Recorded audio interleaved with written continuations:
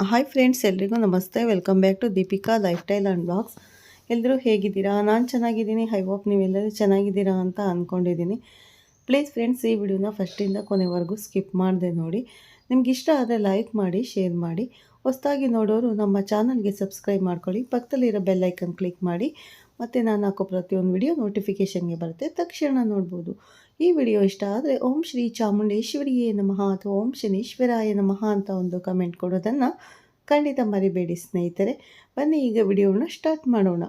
ನಾನಿವಾಗ ತಿಳಿಸ್ಕೊಡ್ತಾ ಇದ್ದೀನಿ ಕುಂಭರಾಶಿ ಬಗ್ಗೆ. ಈ ವಿಡಿಯೋನ ಪೂರ್ತಿಯಾಗಿ ಸ್ಕಿಪ್ ಮಾಡದೆ ನೋಡಿ.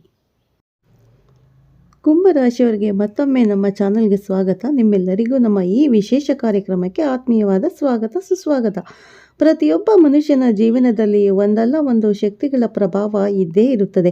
ನಕ್ಷತ್ರಗಳ ಚಲನವಲನಗಳು ಮತ್ತು ಗ್ರಹಗಳ ಸ್ಥಿತಿಗಳು ನಮ್ಮ ಜೀವನದ ಮೇಲೆ ಎಂತಹ ಅದ್ಭುತವಾದ ಬದಲಾವಣೆಗಳನ್ನು ತರುತ್ತವೆ ಎಂಬುದನ್ನು ನಾವು ಪ್ರತಿನಿತ್ಯ ಗಮನಿಸುತ್ತಲೇ ಇರುತ್ತೇವೆ. ಆದರೆ ಇವತ್ತಿನ ಈ ವಿಡಿಯೋದಲ್ಲಿ ನಾವು ಕುಂಭರಾಶಿಯವರ ಬಗ್ಗೆ ಬಹಳ ವಿಶೇಷವಾದ ವಿಷಯಗಳನ್ನು ಮಾತನಾಡಲಿದ್ದೇವೆ. ಅದಕ್ಕಿಂತಲೂ ಮುಖ್ಯವಾಗಿ ಕುಂಭರಾಶಿಯವರ ಜೀವನದ ಮೇಲೆ ಪ್ರಭಾವ ಬೀರುವ ಆ ದೈವಿಕ ಶಕ್ತಿ ಯಾವುದು, ಆ ದೇವತೆ ಯಾರು ಮತ್ತು ಆ ದೇವತೆಯ ಆಶೀರ್ವಾದ ಕುಂಭರಾಶಿಯವರ ಮನೆಯಲ್ಲಿ ಹೇಗೆ ರಕ್ಷಾ ಕವಚವಾಗಿ ಕೆಲಸ ಮಾಡುತ್ತದೆ ಎಂಬ ವಿಷಯವನ್ನು ಇವತ್ತು ಬಹಳ ಆಳವಾಗಿ ಮತ್ತು ಕುತೂಹಲಕರವಾಗಿ ಚರ್ಚಿಸಲಿದ್ದೇವೆ.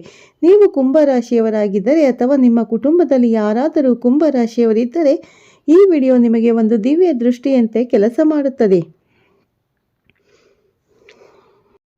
ಏಕೆಂದರೆ ಇವತ್ತು ನಾವು ಹೇಳಲಿರುವ ವಿಷಯಗಳು ನಿಮ್ಮ ಜೀವನದ ದಿಕ್ಕನ್ನೇ ಬದಲಾಯಿಸುವ ಶಕ್ತಿಯನ್ನು ಹೊಂದಿದೆ.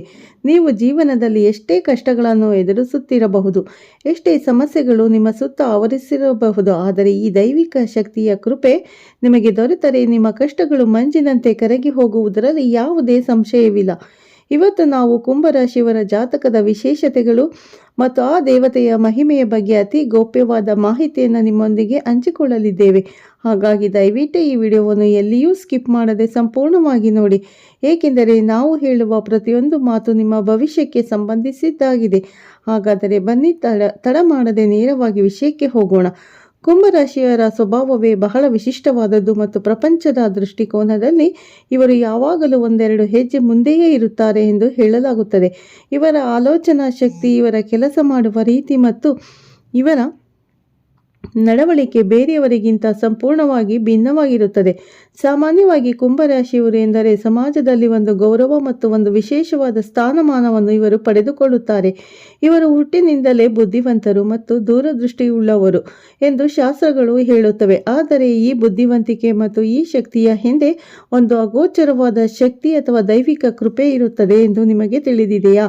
ಹೌದು, ಪ್ರತಿಯೊಬ್ಬ ಕುಂಭರಾಶಿಯವರ ಮನೆಯಲ್ಲಿ ಮತ್ತು ಇವರ ಜೀವನದಲ್ಲಿ ಒಂದು ದೈವಿಕ ರಕ್ಷಣಾ ಕವಚ ಯಾವಾಗಲೂ ಕೆಲಸ ಮಾಡುತ್ತಿರುತ್ತದೆ.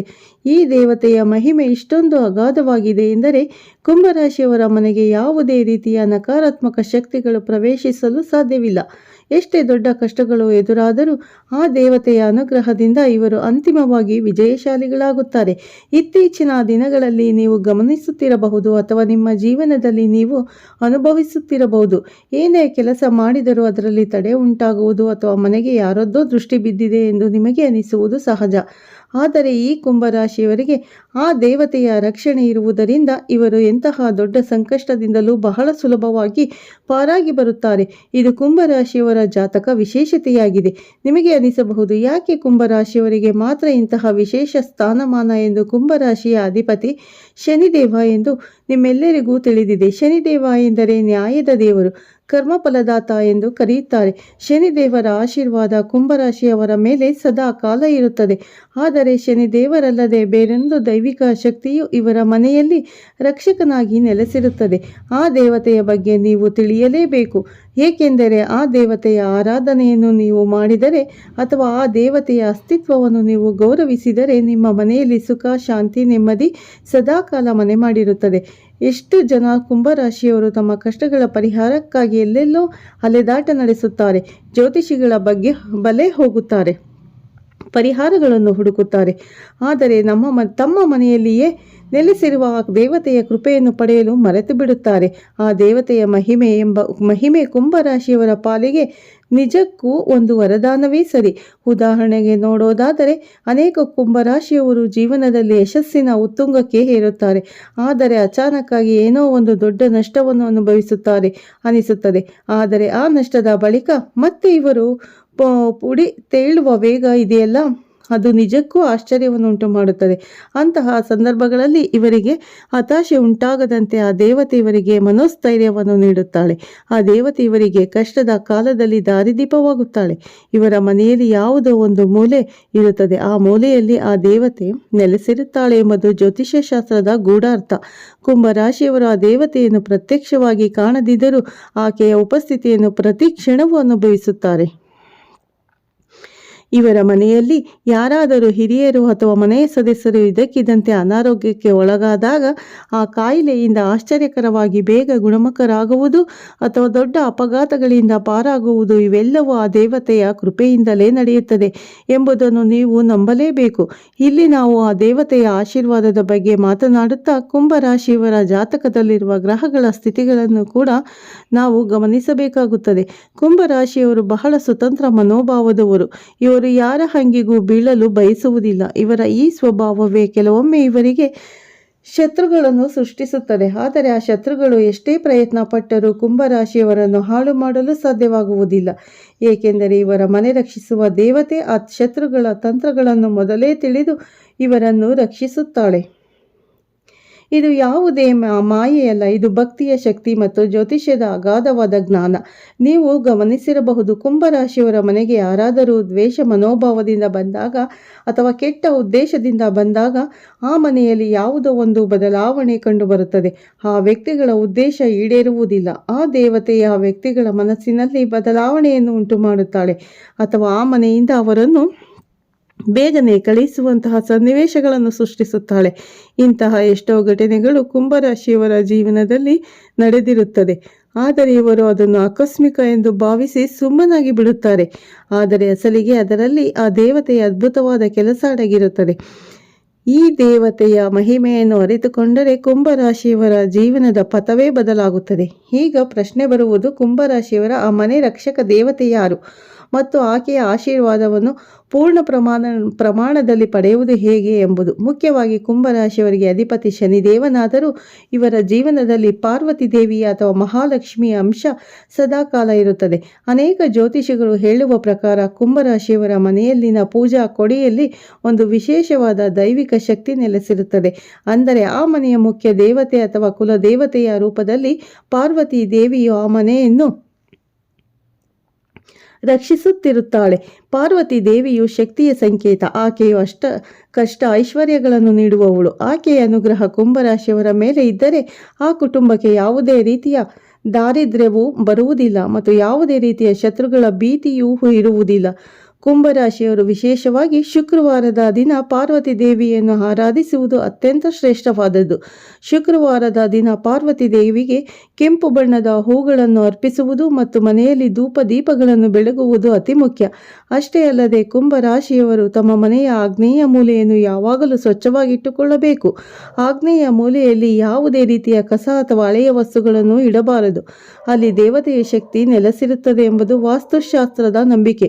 ಕುಂಭರಾಶಿಯವರಿಗೆ ಆರ್ಥಿಕವಾಗಿ ಸಮಸ್ಯೆಗಳು ಉಂಟಾದಾಗ ಅಥವಾ ಮನೆಯಲ್ಲಿ ಅಶಾಂತಿ ನೆಲೆಸಿದಾಗ ಅವರು ಮಾಡಬೇಕಾದದ್ದು ಇಷ್ಟೇ: ಪಾರ್ವತಿ ದೇವಿಯ ಅಷ್ಟೋತ್ತರವನ್ನು ಪಠಿಸುವುದು ಅಥವಾ ಆಕೆಯ ದೇವಸ್ಥಾನಕ್ಕೆ ಹೋಗಿ ದರ್ಶನ ಪಡೆಯುವುದು. ತಕ್ಷಣವೇ ನಿಮ್ಮ ಮನೆಯಲ್ಲಿ ಆ ದೈವಿಕ ಶಕ್ತಿಯ ಪ್ರಭಾವ ಹೆಚ್ಚಾಗುವುದನ್ನು ನೀವು ಕಾಣಬಹುದು. ಕೆಲವೊಮ್ಮೆ ನಮ್ಮ ಜೀವನದಲ್ಲಿ ನಡೆಯುವ ಸಣ್ಣ ಸಣ್ಣ ಬದಲಾವಣೆಗಳನ್ನು ನಾವು ಗಮನಿಸುವುದಿಲ್ಲ, ಆದರೆ ಆ ಬದಲಾವಣೆಗಳು ಆ ದೇವತೆಯ ಮುನ್ಸೂಚನೆಯಾಗಿರುತ್ತದೆ. ಉದಾಹರಣೆಗೆ, ಅಕಸ್ಮಾತ್ತಾಗಿ ನಿಮ್ಮ ಮನೆಯಲ್ಲಿ ಹಸಿರು ಬಣ್ಣದ ಪಕ್ಷಿಗಳು ಬರುವುದು ಅಥವಾ ಮುಂದೆ ಯಾವುದೋ ಶುಭ ಸುದ್ದಿಯನ್ನು ಕೇಳುವುದು, ಇವೆಲ್ಲವೂ ಆ ದೇವತೆಯು ನಿಮ್ಮೊಂದಿಗೆ ಇದ್ದಾಳೆ ಎಂಬುದನ್ನು ಸಂಕೇತಗಳು. ಕುಂಭರಾಶಿಯವರು ಸಹಜವಾಗಿಯೇ ಬಹಳ ಭಾವನಾತ್ಮಕ ಜೀವಿಗಳು. ಇವರು ತಮ್ಮ ನೋವನ್ನು ಯಾರೊಂದಿಗೂ ಹಂಚಿಕೊಳ್ಳುವುದಿಲ್ಲ. ಆದರೆ ಆ ದೇವತೆಯು ಇವರ ಮನಸ್ಸಿನ ನೋವನ್ನು ಅರಿತುಕೊಂಡು ಅದಕ್ಕೆ ಪರಿಹಾರವನ್ನು ಒದಗಿಸುತ್ತಾಳೆ. ಎಷ್ಟೋ ಕುಂಭರಾಶಿಯವರು ತಮ್ಮ ಕಷ್ಟದ ದಿನಗಳಲ್ಲಿ ಆ ದೇವತೆಯ ಕೃಪೆಯಿಂದಲೇ ಮತ್ತೆ ಬದುಕು ಕಟ್ಟಿಕೊಂಡಿರುವುದು ನಮಗೆ ತಿಳಿದಿರುವ ಸತ್ಯ. ಇನ್ನು ಕುಂಭರಾಶಿಯವರಿಗೆ ಆರ್ಥಿಕವಾಗಿ ಬಲಪಡಿಸಿಕೊಳ್ಳಲು ಮತ್ತು ಮನೆಯನ್ನು ರಕ್ಷಿಸಿಕೊಳ್ಳಲು ಒಂದು ವಿಶೇಷವಾದ ಮಂತ್ರವಿದೆ. ಆ ಮಂತ್ರವನ್ನು ಕುಂಭರಾಶಿಯವರು ಪ್ರತಿದಿನ ಬೆಳಗ್ಗೆ ಅಥವಾ ಸಂಜೆ ಸಮಯದಲ್ಲಿ ಪಠಿಸಬೇಕು. ಓಂ ಹ್ರೀಂ ಕ್ಲೀಂ ಶ್ರೀಂ ದುರ್ಗಾಯೇ ನಮಃ. ಇನ್ನೊಂದ್ಸರಿ ಹೇಳ್ತೀನಿ, ಓಂ ಹ್ರೀಂ ಕ್ಲೀಂ ಶ್ರೀಂ ದುರ್ಗಾಯೇ ನಮಃ ಎಂಬ ಈ ಮಂತ್ರವನ್ನು ಪಠಿಸುವುದರಿಂದ ಪಾರ್ವತಿ ದೇವಿಯ ಅಥವಾ ದುರ್ಗಾದೇವಿಯ ರಕ್ಷಾ ಕವಚ ನಿಮ್ಮ ಮನೆಯ ಸುತ್ತ ನಿರ್ಮಾಣವಾಗುತ್ತದೆ.